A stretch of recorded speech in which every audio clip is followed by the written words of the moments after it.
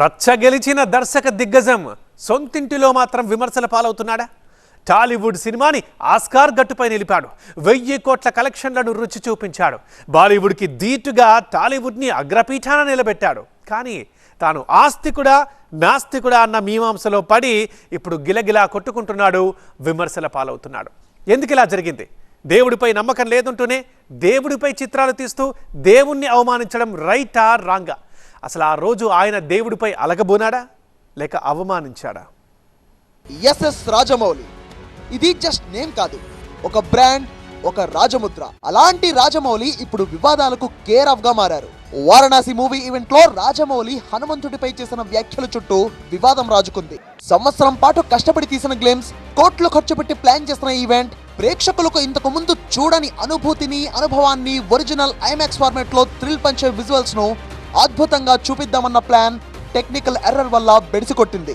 అయితే కాసేపు అక్కడికి వచ్చిన అతిరథం మహారథులనే కాదు, వేలాది మంది ప్రేక్షకులకు కూడా చికాకు తెప్పించింది.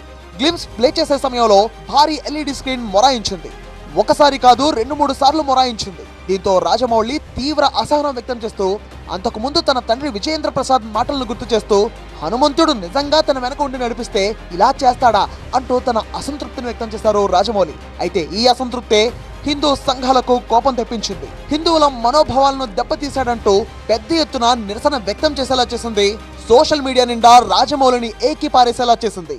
గతంలోనూ రాజమౌళి అనేక సందర్భాల్లో తనకు తాను నాస్తికుడిగా ప్రపంచానికి పరిచయం చేసుకున్నారు. బట్ తన ఫ్యామిలీతో కలిసి గుళ్ళు గోపురాలకు తిరగడం, స్వామీజీ మఠాలను సందర్శించడంపై పెద్ద ఎత్తున విమర్శలు వచ్చాయి. దేవుడిపై నమ్మకం లేదంటూనే దేవుళ్లపై సినిమాలు తీయడం ఏంటి అన్నది హిందూ సంఘాల ప్రశ్న. అంతేకాదు రామాయణం, మహాభారతం తన డ్రీమ్ ప్రాజెక్టులని ఎప్పటి నుంచో చెప్తున్నారు రాజమౌళి. అలాంటి దర్శకుడు హనుమంతుడిని కించపరిచేలా మాట్లాడి ఆధ్యాత్మిక భావాలను దెబ్బతీశారంటున్నారు హిందూ సంఘాల నేతలు. ఈ క్రమంలో కేంద్ర మంత్రి బండి సంజయ్ రాజమౌళిపై వేసిన సెటైర్లు ప్రాధాన్యతను సంతరించుకున్నాయి. దేవుడిపై నమ్మకం లేని రాజమౌళికి నమ్మకం కలిగేలా చేస్తామన్నారు బండి సంజయ్. ఎవరు అవసరం వాళ్ళది. రేపు భవిష్యత్తులో ఆ దేవుడు కరుణించి ఆయన దేవుణ్ణి నమ్మే విధంగా ఆ దేవుని యొక్క కరుణా కటాక్షలు ఆయన మీద ఉండాలని కోరుకుంటున్నా. రాజమౌళి గారు నిన్ను 100 ఏళ్ళు ఆయుర ఆరోగ్యాలతో సక్సెస్ అయ్యి ఆ అమ్మవారి ఆశీర్వాదంతో ముందుకు సాగాలని కోరుతున్నాను. ఇక ఎమ్మెల్యే రాజా సింగ్ అయితే ఒక అడుగు ముందుకు వేసి రాజమౌళి సినిమాలను బ్యాన్ చేయాలని పిలుపునిచ్చారు. హిందూ దేవుళ్లపై సినిమాలు తీసి డబ్బులు సంపాదించుకోవడమే రాజమౌళి పనా అంటూ ఘాటుగా మండిపడ్డారు రాజా సింగ్. అసలేంది నీ ప్లాన్ ఏంది, నీ ఆలోచన ఏంది? అంటే ఆల్రెడీ ఇంకొక మూవీ తీస్తున్నావు వారణాసి, దాంట్లో మహేష్ బాబుకి తీసుకున్నావు. అంటే ఆ మూవీ ఎక్కువ ప్రచారం కావాలని నీ ఉద్దేశమా, లేక నిజమైన నువ్వు నాస్తికుడా? ఒకసారి డిక్లేర్ చేయి. హిందువుల మనోభావాలను దెబ్బతీసేలా వ్యవహరిస్తే అస్సలు ఊరుకునేది లేదని హెచ్చరించారు మరో బీజేపీ నేత చికోటి ప్రవీణ్.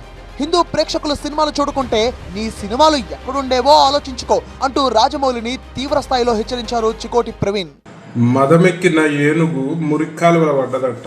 ఆ తరంగా ఉంది మన ఎస్ఎస్ రాజమౌళి కథ. నువ్వు దేవుడిని నమ్మకపోతే నమ్మకు, మరి నీ ప్రతి ఒక్క సినిమాకి ముందు పెద్ద ఎత్తున పూజ చేసి మరి ప్రారంభోత్సవం చేస్తావు కదా, మరి నువ్వు నమ్మనప్పుడు ఎందుకు చేస్తున్నావు? ఆల్రెడీ అందరు విమర్శిస్తున్నారు దేవుని కథలతోటి నువ్వు అడగోళ్ళు డబ్బులు సంపాదించినావు అని చెప్పి. ఇలా రాజమౌళి టార్గెట్ గా హిందూ సంఘాల నేతలు విరుచుకుపడుతున్నారు. మరోవైపు రాష్ట్రీయ వానరసేన సంఘంతో సహా పలు హిందూ సంఘాలు రాజమౌళి వ్యాఖ్యలను ఖండిస్తూ ఫిర్యాదులు చేశాయి. ఇప్పటి వరకు రాజమౌళిపై 3 కేసులు నమోదయ్యాయి. అంతేకాదు వారణాసి టైటిల్ పైన ఫిల్మ్ ఛాంబర్ లో వివాదం నడుస్తోంది. ఇలా రాజమౌళికి వరుసగా సమస్యలు చుట్టుముట్టాయి. మరి ఈ వివాదాన్ని క్షమాపణలు చెప్పి ముగిస్తారా లేక సాగదీస్తాడా అన్నది చూడాల్సి ఉంది.